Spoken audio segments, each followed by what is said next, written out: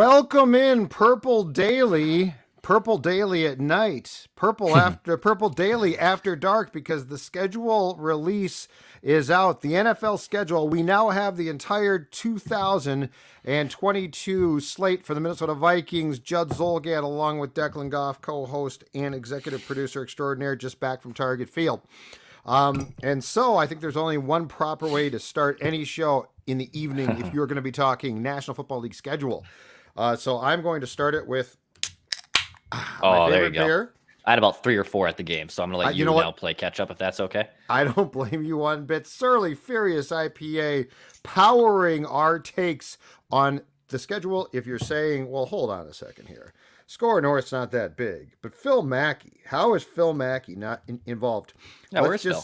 Let's just say that his puppy, Maya, now in training, basically at training camp, and there's a very small window for her sessions, including Thursday night. So Phil will join us tomorrow. As a result, what we are going to do is because we always, look at that pour. That's pretty good, huh?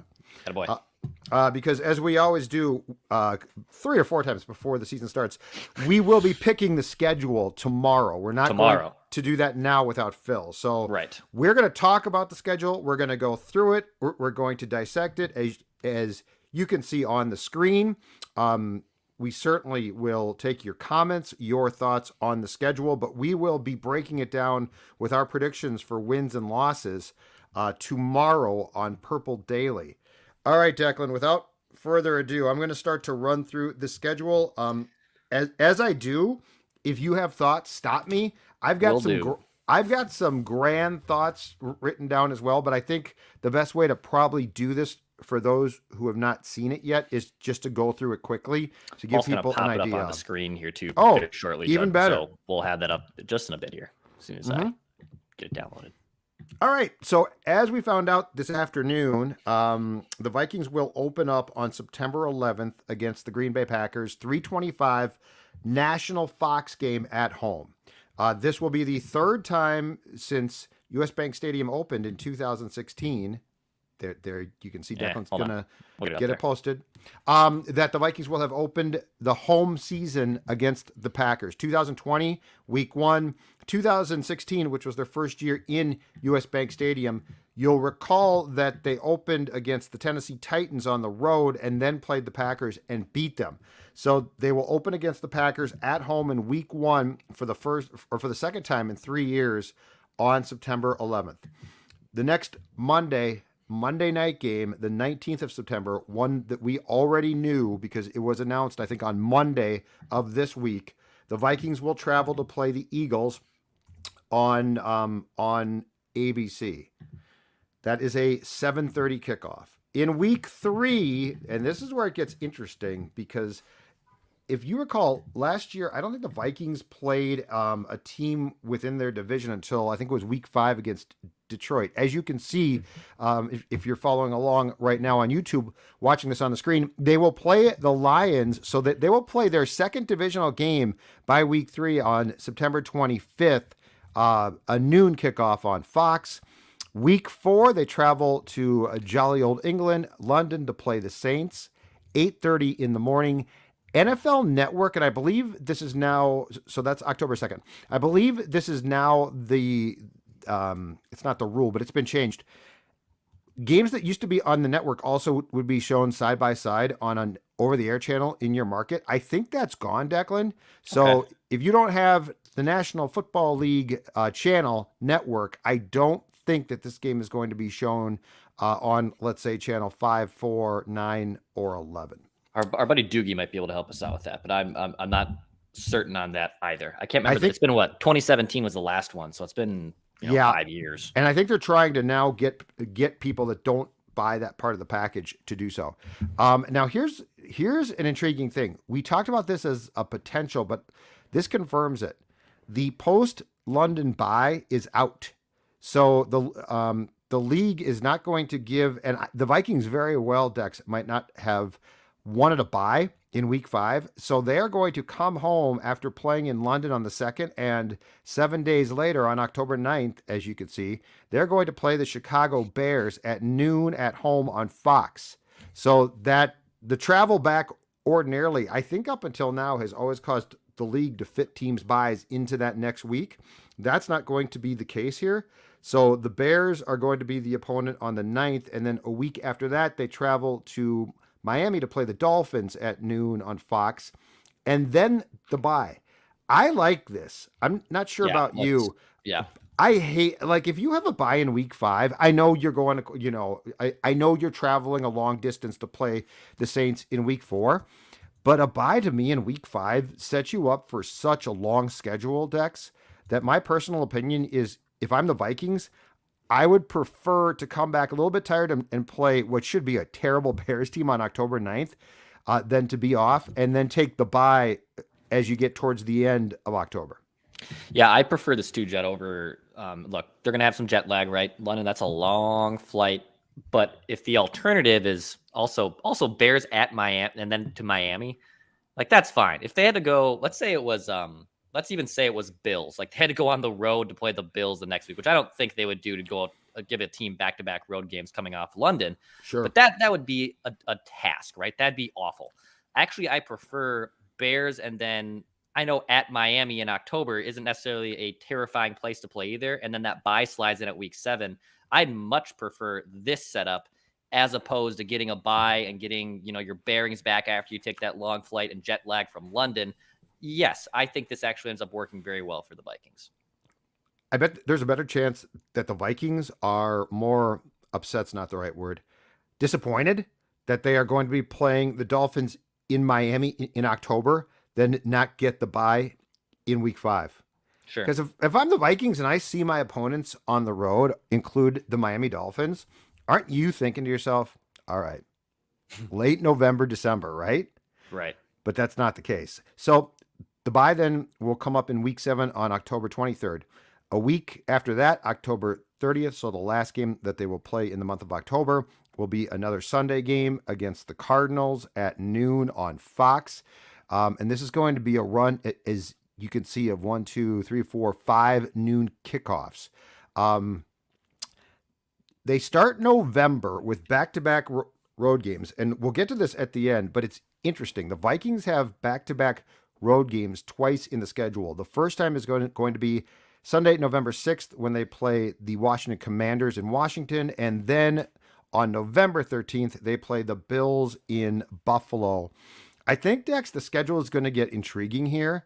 The Cardinals, to me, I don't know. So like at that point in time, the Cardinals ordinarily start off hot. I wouldn't call week 8 starting off, though. Washington, I don't think is that good, but they've been sort of a weird team. And then I think that we all expect the Bills to be good. So that's going to be 3 games where I think you expect to go 2-1, right? But it's 2 road games. And again, Kirk Cousins going back to play Washington. Like there's variables there that I think could be extremely intriguing. Look, we're not going to pick the schedule, obviously, but I think one thing we can all maybe agree on, and maybe we're getting ahead of our skis, but this is the fun part about looking at the schedule. We have now 4 months to look at this for the season. If you don't like that, you shouldn't be watching the Score North YouTube. So I think our fans get it. Yeah. But I will say the one road game that you just probably, I think any logical Vikings fan probably says is a loss is at Buffalo.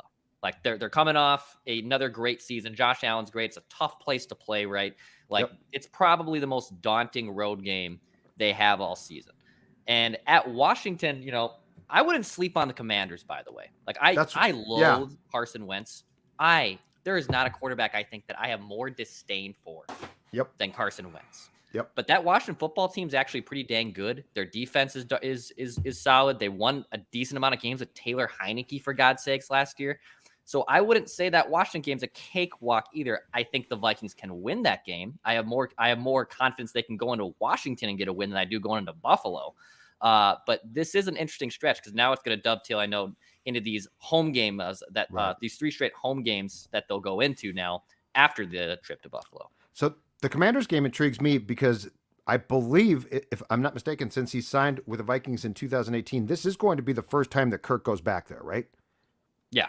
Has Kirk gone back? He has not gone. They played him here on a Thursday night. Washington. Yep. Right. Case Keenum was here. No, he has not gone to Washington since he has re-signed with Minnesota. Okay, and then a week after that, it's going to Goes to be Washington. it's Kirk. Mr. Cousins goes to Yeah. Washington, followed by the Stephon Diggs game as well. But here's where I'm curious too. There's going to be a few games that, and look, I think this guy plays hard, and I don't expect him to all of a sudden try and turn things up. I think he's going to play at a really good level throughout the season.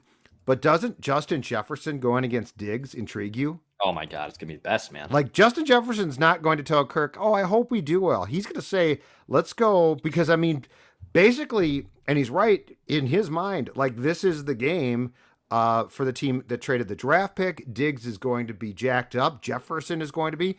I think that this game, and it comes at a weird time because it could be cold, it could be snowy for sure.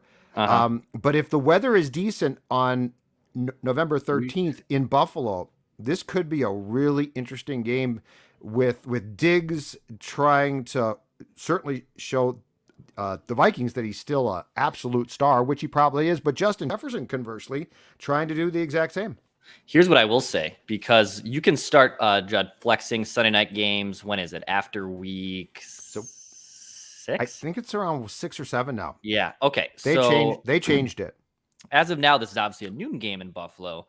Right now, the Week 10 Sunday night game will be Chargers at 49ers. As of now, Okay. I I would guess they'd still lean into a Bay Area game for prime time, but I think this is something to watch. If the Vikings are off to a hot start, the Bills are the Bills. I wouldn't be shocked at all if this one gets maybe moved potentially. Potentially, I wouldn't say it's a lock, but I would be keep an eye on it. And if I'm not mistaken, at this point in time, through that game at Buffalo, the Vikings have not played in prime time, correct? They played in London. They played what'll amount to a Fox national game in week 1, but they have not played a prime time game yet, which does definitely speak to the fact that I think expectations are tempered, which is very fair. The Vikings, I don't think, are seen as a sexy team, not now. Um, yeah, so go back now to your point, Dex. As you said, it gets intriguing because you start a trio of home games. Let me go on record as saying this: I am not a fan of 3 consecutive home games. They've done this. The Vikings have done this now like twice in the last 10 years, and I just 2 is great, 2 is fine. 3 now it's 3 of 9, not 3 of the old 8, because with the 17th game the Vikings are getting 9 home games in 2022 versus 8 in 2021, but they're going to go 325 kick against against Dallas on CBS on the 20th of November. As you can see, and Doogie reported this on Reckless Speculation Thursday with Mackie and Judd on our show today, Dex. As you could see, 4 days after Thanksgiving night, for the first time, the Vikings are going to play on the Thanksgiving night NBC game at 7:20. That will be the first primetime appearance, unless, to your point, something gets flexed, that the Vikings have made this season. And then we get into the month of December with what has to be considered right now one of the unsexiest games on the schedule, I would say. December 4th against the Jets at noon, CBS. So you go Cowboys, Patriots, and Jets all at home, spanning from the 20th of November to Thanksgiving night to December 4th. Now, you play quickly, Dex, after the Cowboys game, and that's tough too, because it goes Cowboys, Patriots, which could be incredibly tough. I will say this, though. You then get a long break, essentially a bye week. So there's both good and bad. I do think that those 2 opponents back to back in 4 days, Declan, is a big ask, though, to try and sweep those 2 teams. That'll be tough, man. Look, I know that Vikings fans have PTSD from the Cooper Rush game a few years last year at US Bank Stadium. I don't believe, and expose me, maybe I should just expose myself here in about 6 months. I think the Patriots are going to start coming down a little bit here. I don't think they're going to be a dumpster fire, but look, they played well with Mac Jones, but now the book's out on Mac Jones. And Belichick's a hell of a coach, arguably the greatest football coach of all time. Right. New England doesn't scare me as much as they used to. And Yeah, also, this game's at home. So at the very least, I mean, look, they're 2 home games. You'd like to say that they're back-to-back wins. You have to split them. Like, Judd, you can make a case that if you go 0-2 in those 2 games, like that could bury you. That's a ball-breaking situation where if you have to get to playoff time and playoff seeding, that those 2 losses are tough. Like even though they're at home, man, these are 2 very tough games and not a gimme situation at all. And that month is tough too, Dex. Look at that. At Washington, totally. Which to your point, the Commanders are not a great team, but at Washington, it's not an easy game by any means. At Buffalo, that's incredibly tough. Dallas is such a weird team though, because this goes back to the conversation that we've had, for a long time now, which is this one. When you get into in the month of May, before the season starts, you get the schedule and you're trying to break things down. Once you hit, I don't know, around November or so, Declan, it's so tough to judge teams. Because like Dallas could be really good, or Dallas could be a flop, and McCarthy could be fired. But the point is, right now in May, as we look at this, at Washington, at Buffalo, home to Dallas, and then 4 days, it's the lack of preparation time that gets me. 4 days after that to play host to the Patriots. That's going to be probably as big of gauntlet month as this schedule has, right? Like, I don't think there's another month in the schedule that we're currently breaking down that has a 4-game stretch where it's a 4-day break for one of them. It's, 3 pretty good teams, if not 4, or at least, so I think that one's actually a tough stretch before you even hit that December 4th game against the Jets. Yeah, and keep in mind that once they leave Buffalo, I mean, they'll only have to go on the road once from November 14th all the way to Christmas time, which is great. I mean, 6 weeks basically at home. And at Detroit, that is the least daunting of all the 3 divisional opponents. So kind of a nice situation for the Vikings that from November through basically through the entire holidays, from Thanksgiving through Christmas, the Vikes will be mostly sleeping in their own bed. And that part's nice. And I know we're going to tease here as we get towards the end of the schedule, they'll be on the road, but that part of the schedule, got to make your hay and you got to get your wins. All right. So after playing host to the Jets December 4th, which is, as we just talked about, 3rd consecutive home game, the Vikings then, December 11th, as Declan just alluded to, go to Detroit to Ford Field for a noon game on Fox. This game to me only intrigues me because of this. We are going to know very clearly by that date if the Lions have really, truly not only improved, but bought into Dan Campbell, right? Like, that's the point in time, year 2. I still don't like Goff. I don't think he's good, but that's my personal opinion, and I don't think it's. I think lots of people. Yeah, no, I get it. It's fine. No, it's not you, man. You're my sports son. I love you, Jared Goff. Not so much. But the point is that game. If those who have said, and I think you actually did bring this up, that you like Dan Campbell, and that you think that the Lions will play hard for him, this game could be a speed bump game. If that's the case. Especially, it's weird too. If you have success against, let's say, the Cowboys, the Patriots, and Jets, okay? And you basically said what you just said, Dex, which is, okay, we got to go on the road finally, but we're going to Detroit. Like, you got to be careful there. And that's 1, 2, 3, 4, 5, 6. That's 5 of 6 at home. Mm-hmm. So, like, that is if the Lions are playing hard, and if the Lions truly buy into Dan Campbell as much as some think, that game is a definite trap game. Yep. Or the Lions could just stink. Who knows? Or they could be bad. Who knows? That's true. All right. We have an either or on December 17th or 18th. We don't know yet. Saturday or Sunday, the Vikings will play host to the Colts at a to be determined time on a channel that we don't know yet.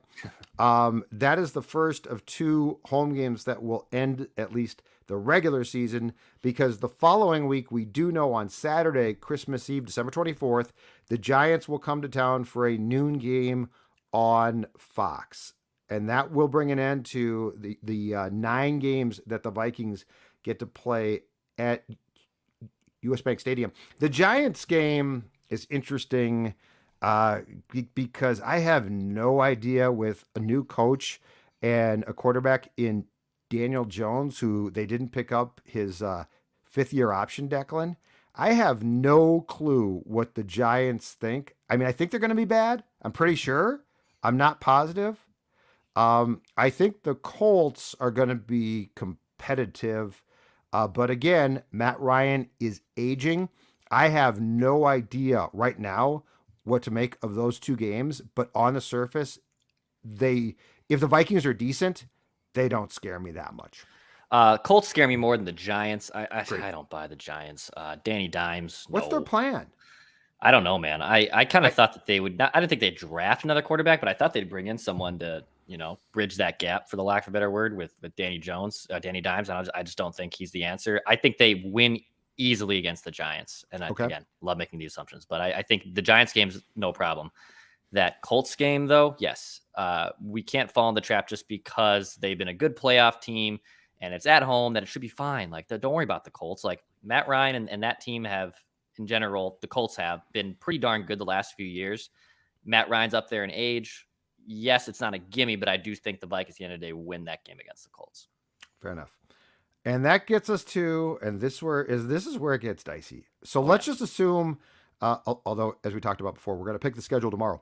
Let's assume right now, Declan, that this team is borderline, possibly 7th seed, right? Like a wild card team. Sure. They've they're not great, but they basically have done what the Eagles did in 2021, which is win enough to be on the precipice of a playoff spot. This is where it gets super intriguing. Sunday, January 1st, New Year's Day, the Vikings have to travel to Lambeau Field for a 3:25 game on CBS, which, by the way, I'm guessing could be a candidate to be flexed depending on the importance of said game. If I'm not mistaken, there is a Sunday night game in week 17. So this could be moved to a night game, but it's going to be cold. It's going to be difficult. It definitely is not an ideal circumstance for the Vikings from a weather standpoint. They played the Packers in week 17 last year, right? Right before they came back home in the game that Mon played in. That was Yes, it was very yeah. late in the season because that was a Yes, it miserable was. night as well. Yep, man, you had to start. All right, and then in week 18, another TBD on the date, either January 7th or 8th, Saturday or Sunday, in what is the final game of the regular season. The tables have been turned, and the Vikings, who for so long it seemed every year at US Bank Stadium have closed against the Bears at home, will now travel to Soldier Field to play the Bears. We don't know when, we don't know a network. But this to me is really intriguing because if the Vikings beat the Giants, and let's say they're on the cusp, right, of a playoff spot, the Packers game should be tough. The Bears game, I think the Bears are going to stink, Dex. I think they're going to be awful. Yep. I think they're going to be absolutely terrible. What makes that game sort of a wild card, though, is the weather. Like Chicago on January 7th or 8th is going to be miserable. Things can go terribly wrong. Like you can be in great shape and then, who knows? I mean, the football, you can't make kicks. I don't know. All I'm saying is that gives you a really interesting way to end the season back to back as far as what you're going to be going into, not just opponent wise, but just from a weather standpoint. Because again, I don't think the Bears are going to be good. But I do think that when you have to play in Soldier Field, which is windy as hell in January, there's wild cards, no pun intended, that you can't control that could cause issues. Yep. Yeah, this is an interesting time for the Vikings because if you're a good football team and you're above 500, well, you're talking about potentially at least clinching a playoff spot by the time you get to the Packers game on New Year's Day. If you are a good football team. Green Bay could be in that boat too, by the way. Green Bay could obviously be in that boat where they could be maybe wrapping up a division or trying to clinch a playoff spot by the time by the time that New Year's Day rolls around. Yes, the Bears, I don't buy for a minute. Now, I will say maybe Justin Fields takes this massive leap forward and he ends up being this stud. And then all of a sudden, our entire perspective and opinion changes on the Chicago Bears. I just don't think there's enough weapons around him right now because they've clearly made the assumption that, hey, we're not going to be good this year. We're not going to put resources into a lot of things, but next year I think they'll have like $100+ million in free agency, dude. Like they're going to have all the money and they're going to be big spenders next March. That's their goal, and good for them. Ryan Poles has a vision there. He interviewed for the Vikings job. The Bears bought Ryan Poles' vision. But in general, for the Vikings, when it does roll around here on New Year's Day in Green Bay, that's gonna be a fun time, dude. I think back-to-back road games at Green Bay, at Chicago are not ideal, but if you took care of business at home and whatnot, and like I said, you were that team that was above 500, you're hopefully talking about clinching a playoff spot at one of these two games. That's right. So, what do you think the odds are that the Vikings will have potentially clinched a playoff spot by the Bears game? Because I don't think they're good at all. I think that's like I wish I could say, well, yeah, they'll beat the Packers, and I think they'll have a playoff spot. Because then you go to Chicago and you're carefree and resting guys, and it's windy and cold, and guys, Right. I just don't, Dex. I don't see that. I think this is going to be a struggle, and with 7 playoff seeds now in each conference, I'm not saying it's impossible to be in the playoffs, but I don't see a scenario unless something just astounds us where the Vikings are locked into a playoff spot after that January 1st game, which is, of course, the ideal if you can do it. And by the way, you could potentially be backing into one. You could be. It's not that you have to win to get in. What am I doing? Back in the playoffs. We're back in the playoffs. So I'm curious on how this goes, man. But I think in general, I just counted, I believe, 9 noon starts for the Vikings. Obviously, they have the 2 primetime games with the Eagles and the Patriots on Monday Night Football, and then the Thursday Night Football. There's some 3:25s mixed in. There's that 8:30 a.m. God, I might not even go to bed that night. I 8:30 a.m. for football. I'm 52. I love the 8:30 kick. Kick it off at 8:30 more often. I guess it's gonna be 6:20 in Seattle, where Mackie lives. Yeah, no, thank you. They did that against the Browns 3 years ago, right? Worse. Yeah, they did. I love the early kicks. Can watch the rest of the games too. But yeah, I think in general, pretty favorable schedule. I'm curious what Phil Mackey has to say. I agree on it's favorable. This, but I think it's favorable, man. Like, yeah, the 3 home games in a row, wrapping around in November. But again, I mean, 5 out of 6 at home from week 11 through 16. I think that's solid. That's a good place for the Vikings to be. So in general, I think favorable schedule. That's kind of my gut reaction so far. Does the lack of primetime respect surprise or disappoint you?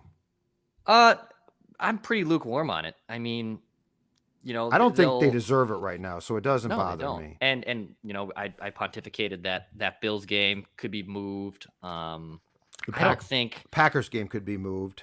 The Bears game could be in prime time. I don't think it will be. Don't get me wrong, but the TBDs.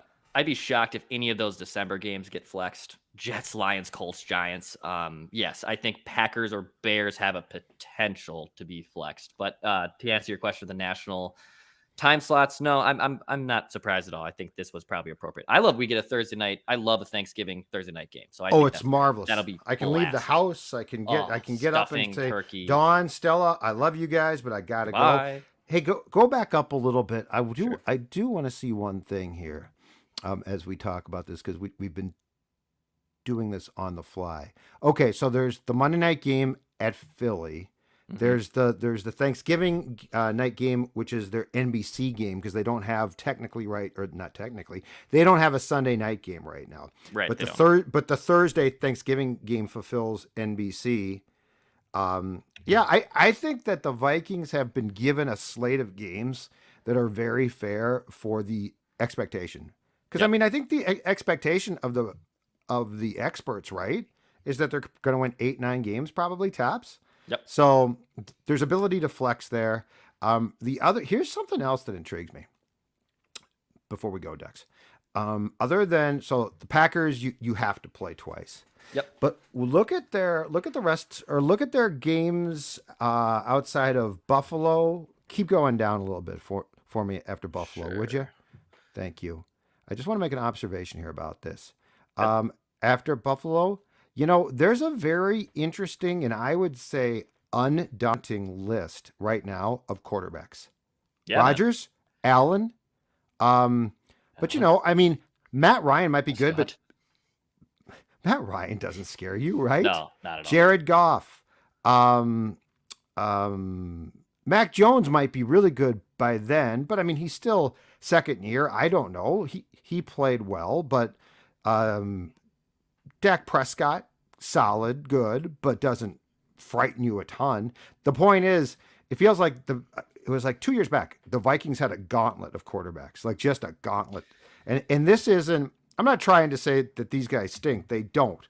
But I don't know that there's as many guys that you consider outside of Josh Allen and Rodgers and maybe Dak. Although I probably wouldn't. That's a toss up. Yeah. Yeah, I wouldn't put him in that list. Who really frighten you as a defensive guy?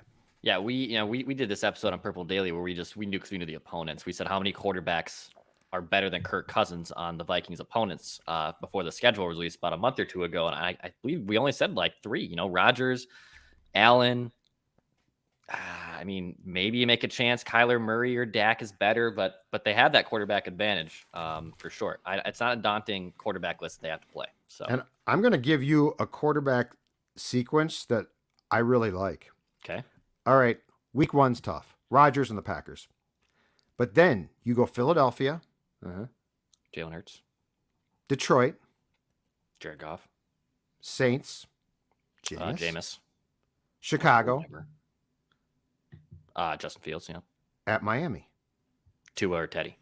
Yeah, I'll take that. Yeah, not at all. Yes.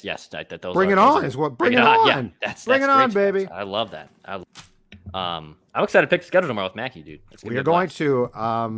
Don't forget, we will also read plenty of comments on Mackie and Judd, and then Purple Daily, where, as Declan just said, we will get into the schedule some more. Get Phil's thoughts as he gets back from doggy training Maya Mackie, and we will also pick the schedule. I saw immediate reaction in our comments section, 11 wins, and then I saw 8 or 9. I think that's going to be all over the map as far as the purple pigskin prognostications that we are going to see. But thank you for tuning in to our special edition of Viking schedule release. And don't forget, Wild and Blues tonight, 8:30 start. Wild Vent Line right after with both of us back.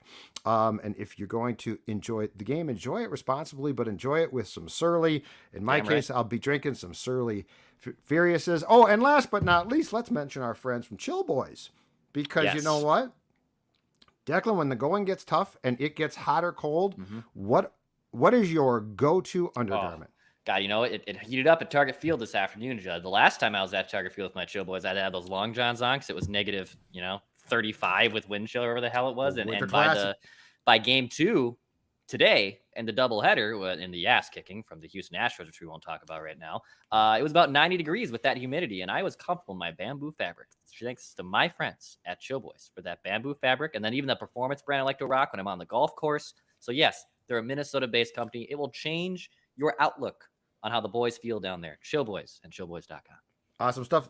Thanks again to our friends at Surly Brewing and also TCL TV. Hopefully you're watching tonight's Wild game on a TCL, and hopefully you'll join us for Wild Vent Line. Hopefully they win right after. Talk to you.